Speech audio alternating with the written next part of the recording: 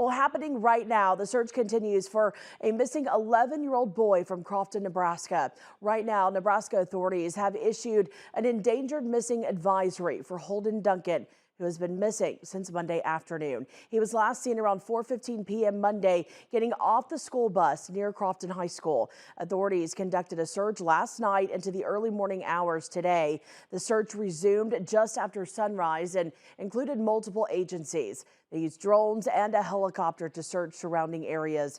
Duncan is described as about 4'3", weighs 80 pounds. He has sandy brown hair and hazel eyes. Now, he was last seen wearing a black long sleeve Under Armour shirt, black sweatpants, and black Nike shoes. If you have any information or you have seen Duncan or you know where he may be, you are asked to call the Knox County Sheriff's Office. That number is there on your screen, 402-288-4261.